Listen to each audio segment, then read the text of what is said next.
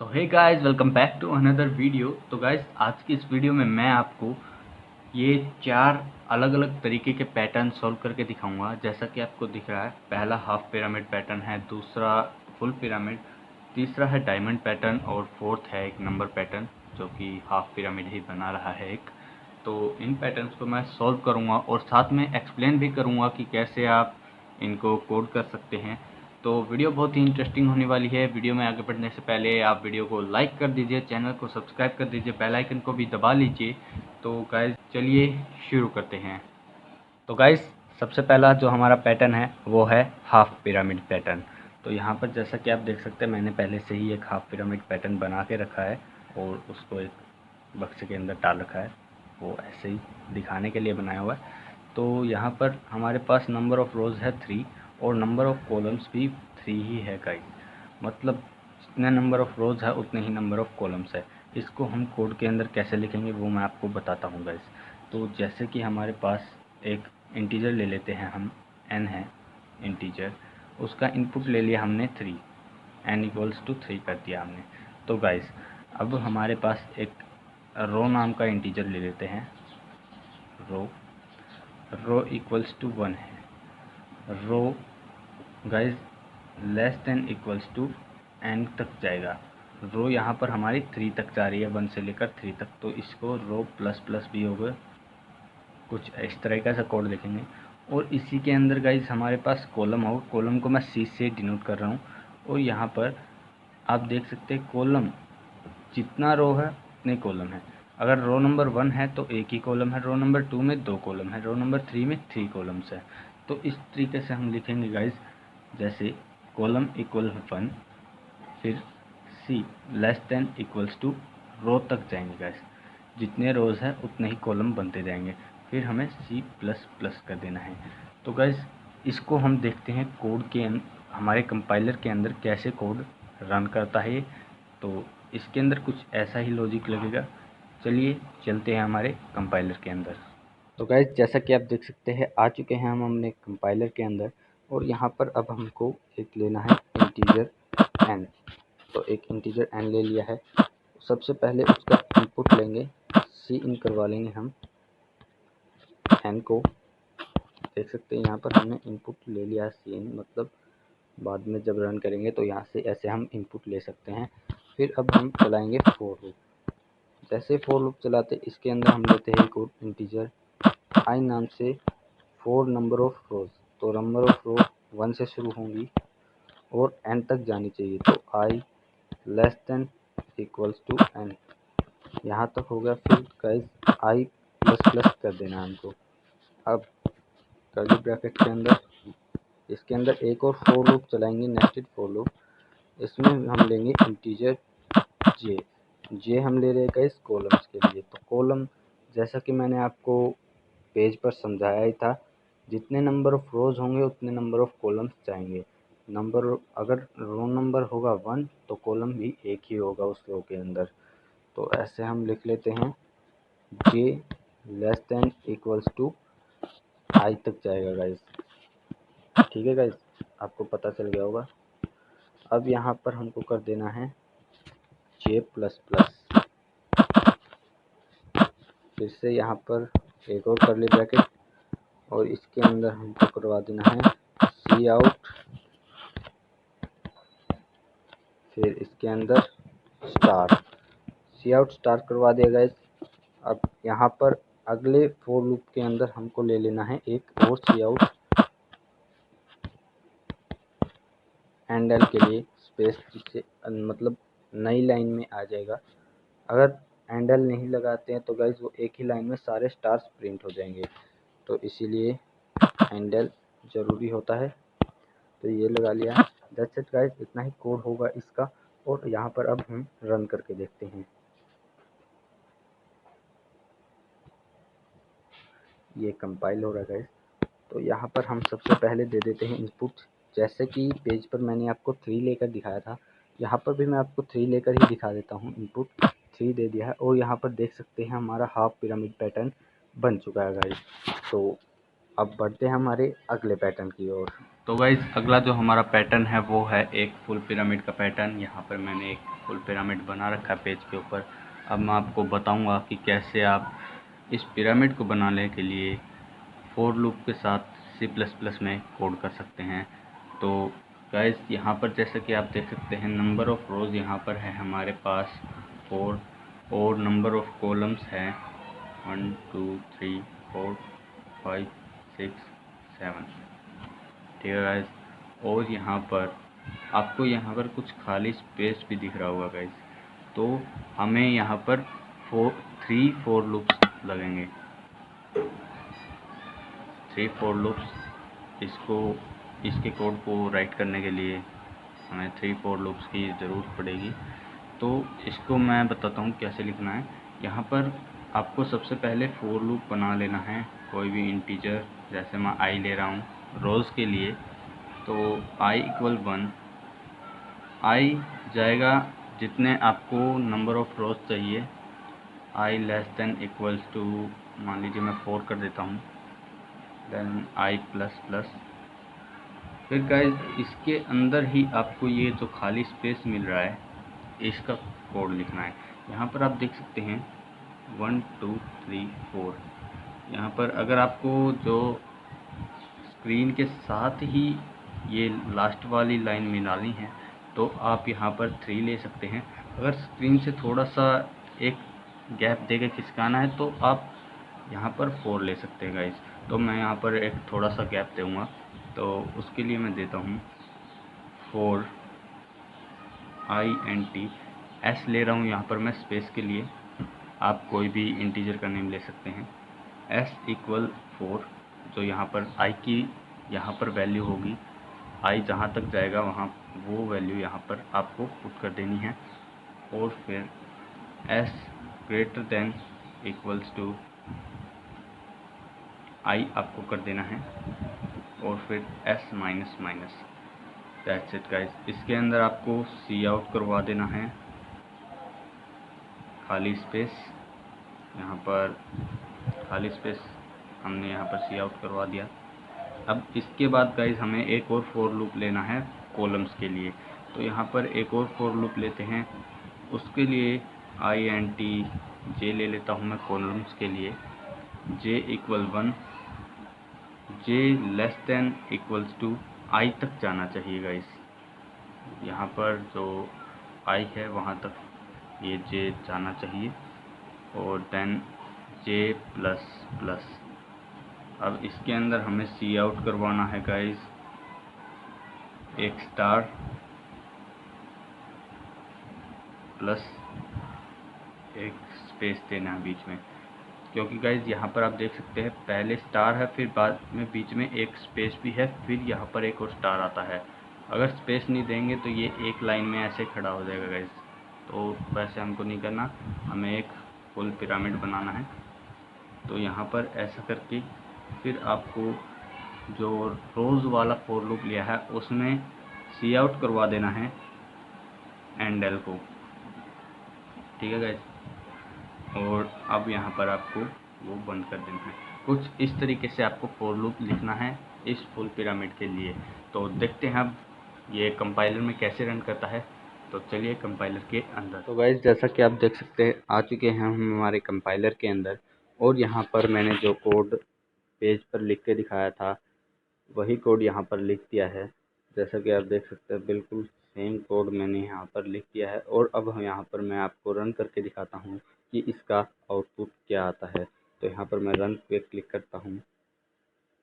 तो गाइस जैसा कि आप देख सकते हैं यहाँ पर एक पिरामिड बना आ चुका है जैसा कि हमने सोचा था। तो अब बढ़ते हैं अगले पैटर्न की ओर और समझते हैं कि कैसे उस पैटर्न को भी बना सकते हैं। तो गाइस अगला जो हमारा पैटर्न है वो है डायमंड पैटर्न। तो इस डायमंड पैटर्न को बनाने के लिए यहाँ पर आप देख सकते हैं हमने यूज़ किया है एक सीधा ट्रायंगल, मतलब पिरामिड कह सकते हैं, और एक उल्टा पिरामिड या ट्रायंगल आप कह सकते हैं इसको। तो इसको बनाने के लिए गाइस यहाँ पर पहले हमने स्पेस लिया है डिसेंडिंग ऑर्डर में, और नीचे हमने स्पेस लिया है असेंडिंग ऑर्डर में। उसी तरह से यहाँ पर ये असेंडिंग ऑर्डर में तो ऊपर हमने स्टार्स लिए हैं और डिसेंडिंग ऑर्डर में नीचे वाले पिरामिड के अंदर। तो देखते हैं इसको हम कोड में कैसे लिख सकते हैं। तो गाइस सबसे पहले हमें यहाँ पर फॉर लूप लेना होगा नंबर ऑफ रोज़ के लिए। तो यहाँ पर फॉर लूप ले लेते हैं और एक इंटीजर ले लेते हैं i इक्वल है 1 के, i less than equal 4 and then i plus plus guys. फिर इसके अंदर ही गाइस हमें एक और फॉर लूप लेना है ये स्पेस के लिए जो डिसेंडिंग ऑर्डर में है। यहाँ पर हम लिखेंगे INTS, स्पेस को मैं S से डिनोट कर रहा हूँ, मतलब आप समझ लीजिए इंटीजर लिया है हमने एक S इन डिसेंडिंग ऑर्डर में स्पेस लेने के लिए। S इक्वल 4 क्योंकि यहाँ पर पहले S 4 है, फिर 3 है, फिर 2 है, फिर 1 है गाइस।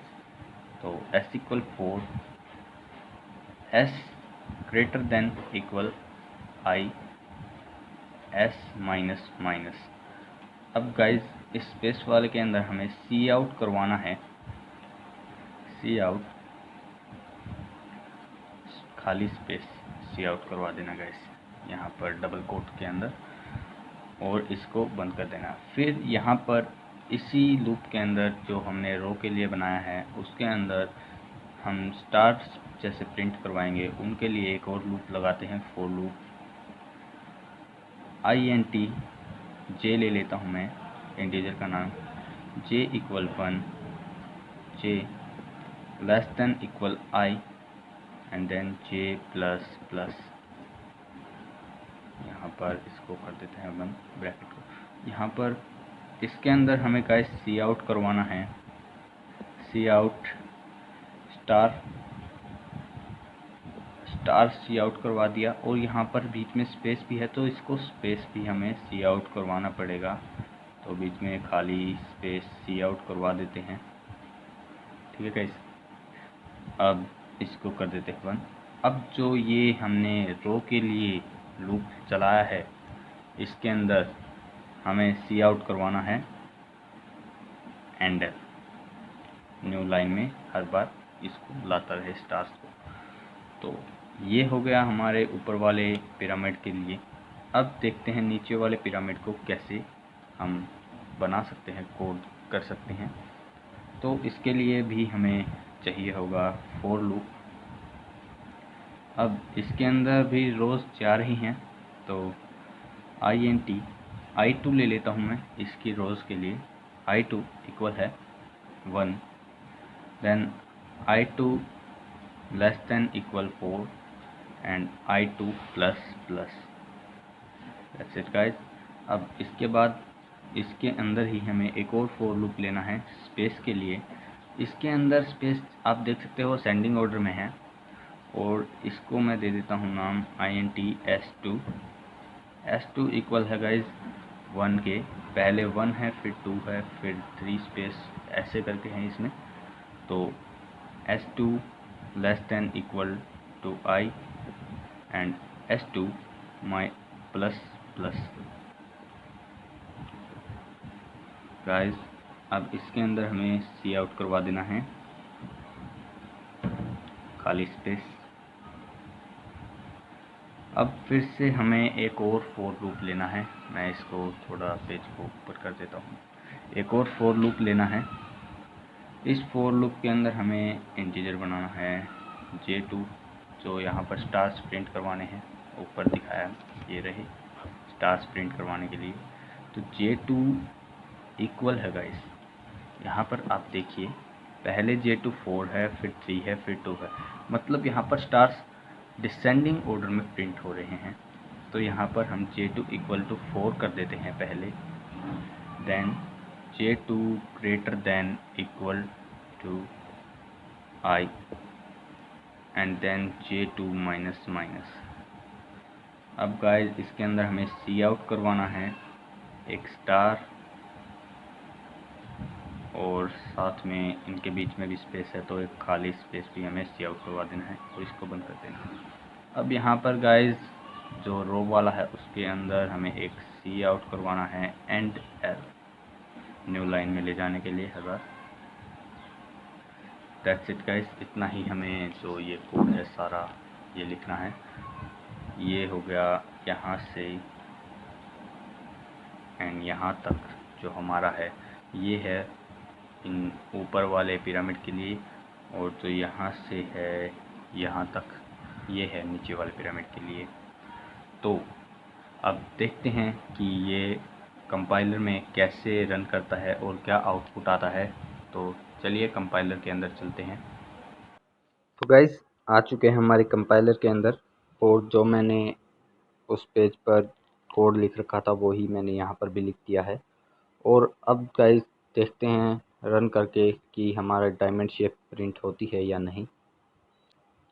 तो गाइस जैसा कि आप देख सकते हैं हमारी डायमंड शेप एकदम ठीक तरीके से प्रिंट हो चुकी है, इसमें कोई भी दिक्कत नहीं आई है। और गाइस जो हमारी पैटर्न प्रॉब्लम थी डायमंड शेप वाली वो भी एकदम सॉल्व हो चुकी है। तो अब बढ़ते हैं अगली पैटर्न प्रॉब्लम की ओर। तो गाइस अगला जो हमारा पैटर्न है वो है एक नंबर पैटर्न। ये एक हाफ पिरामिड बना रहा है नंबर्स में, जिसमें आपको प्रिंट हुए दिखते हैं 1 2 3 4 5 6 7 8 9 10। तो गाइस इसके अंदर आप देख सकते हैं नंबर ऑफ रोज हैं 4 और नंबर ऑफ कॉलम्स जो कि ये हैं ये रोज के साथ ही बढ़ रहे हैं। जैसे रो 1 है तो उसके अंदर एक ही कॉलम है, दो सेकंड रो में जाते ही उसके अंदर 2 कॉलम हो जाते हैं, थर्ड रो में 3 कॉलम, फोर्थ रो में 4 कॉलम्स। तो गाइज ये बिल्कुल थोड़ा सा ही डिफरेंट है जो हमारा स्टार वाला पैटर्न है हाफ पिरामिड का उससे। तो चलिए देखते हैं कोड कैसे लिखते हैं इसका। सबसे पहले गाइज आपको एक इंटीजर ले लेना है ए, जिसकी वैल्यू होगी 1, ठीक है। उसके बाद आपको चलाना है फोर लूप चलाना है आपको नंबर ऑफ रोज के लिए। तो मैं एक ले लेता हूँ int i equal 1 and i less than equal है 4 में। देख सकते हैं यहाँ पर नंबर ऑफ रोज 4 है, मैंने लिख भी रखा है। Then i plus plus. अब इसके अंदर गाइज आपको एक और फोर लूप लेना है कॉलम्स के लिए, फिर for loop i and t int j equal है 1 के, फिर j लेस देन इक्वल है i के, देन j प्लस प्लस, ठीक है। अब इसके अंदर हमें सी आउट करवाना है, सी आउट ए। अब गाइज हमने ये तो प्रिंट करवा दिया ए, अब ए यहाँ पर है 1 तो यहाँ पर सिर्फ 1 1 ही प्रिंट होगा हर बारी, लेकिन हमें करवाना है 1 2 3 4 5 6 7 8 9 10। तो इसके लिए हमें नीचे एक और लाइन लिखनी पड़ेगी a इक्वल a प्लस 1। इससे होगा ये कि a हर बार जितनी बार भी ये लूप चलेगा, हर बार लूप चलने पर जैसे फर्स्ट टाइम लूप चला तो 1 आया, सेकंड टाइम चला तो 2, then 2 plus 1 3, then 3 plus 1 4, 4 plus 1 5 and 5 plus 1 6। तो इस तरीके से ये प्रिंट करता जाएगा। अब यहाँ पर इस लूप को बंद करने के बाद जो पहला वाला फोर लूप है रोज़ के लिए, उसके अंदर हमें सी आउट करवा देना है एंडल। दैट्स इट गाइस, इतना ही हमें कोड लिखना है इस पैटर्न को बनाने के लिए। तो अब देखते हैं कंपाइलर में कि इसका क्या आउटपुट आता है। तो गाइज आ चुके हैं हमारे कंपाइलर के अंदर, और यहाँ पर मैंने वही कोड लिख रखा है जो मैंने पेज के ऊपर लिखा था। अब इसको रन करके दिखाता हूँ मैं कि क्या आउटपुट आता है। तो गाइज जैसा कि आप देख सकते हैं यहाँ पर जो हमें आउटपुट चाहिए था नंबर पैटर्न में हाफ पिरामिड, बिल्कुल वही सेम टू सेम आउटपुट हमें मिला है। और इसी के साथ साथ हमारी ये वीडियो भी कंप्लीट हो जाती है और ये प्रॉब्लम भी सॉल्व हो जाती है। तो गाइज़ वीडियो कैसी लगी कमेंट सेक्शन में ज़रूर बताना, और अगर आपका कोई डाउट हो तो वो भी आप कमेंट सेक्शन में पूछ लेना, मैं उसका जवाब ज़रूर दूंगा अगली वीडियो में। तो गाइज़ मिलते हैं हमारी अगली वीडियो में, तब तक के लिए बाय बाय।